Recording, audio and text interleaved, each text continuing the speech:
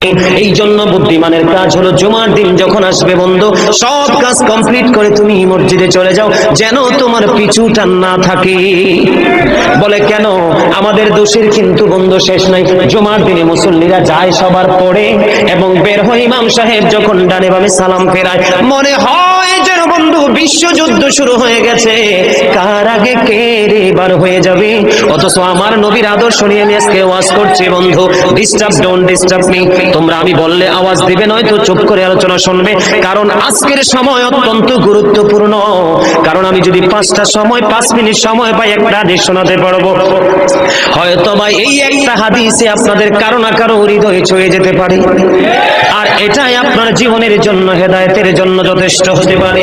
বন্ধু, মুসল্লিরা যায় রে সবার পরে, বের হয়ে আসে সবার আগে, এটা মুসলমানের কখনো চরিত্র হতে পারে না, তাকওয়া সম্পূর্ণ ব্যক্তির আদর্শ কখনো হতে পারে না। হাদিস শরীফ খুলে দেখি বন্ধু, আমার নবী বলেছেন, রে আমার উম্মত, জুমার দিন সাইয়্যিদুল আইয়াম, সব দিনের চাইতে শ্রেষ্ঠ। ঈদুল ফিতর, ঈদুল আজহার দিনের চাইতেও দামি। এই জুমার দিনের ফজিলত বরকত নিয়ে আলোচনা করলে বন্ধু রাত একটাই কভার করা যাবে না, এত বরকত এই জুমার দিনের। আমার নবী বলেছে, উম্মতের দল, জুমার দিনে কেউ যদি সবার আগে মসজিদে যায় আর সবার পরে যদি কেউ মসজিদ থেকে বের হয়, আপনি যাবেন, সবার আগে যাওয়ার আগে সুন্দর করে গোসল করবেন, উত্তম জামা, নতুন জামা পরবেন, আতর গোলাপ লাগাবেন। আপনি রাস্তা দিয়ে হেঁটে গেলে মানুষ যেন বলতে পারে যে মসজিদের মুসল্লি হেঁটে যায়, আর চারপাশ বন্ধু সুঘ্রাণে মুখরিত হয়ে যাবে। এমন ভাবে সবার আগে বন্ধু মসজিদে যাবেন, যাইয়া মসজিদে ঢোকার সময় ডান পাওটা দিয়ে মসজিদে ঢুকবেন, ঢুকে গিয়ে নামাজের শুরুতে বসে যাবেন।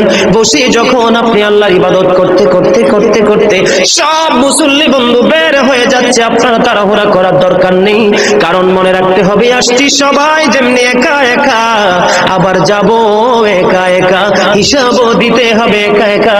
পৃথিবীর সব মানুষ পর হয়ে গেল আমার কোনো সমস্যা নেই, আমার আল্লাহ এবং নবী আমার আপন হলে আই এম ভেরি সাকসেস।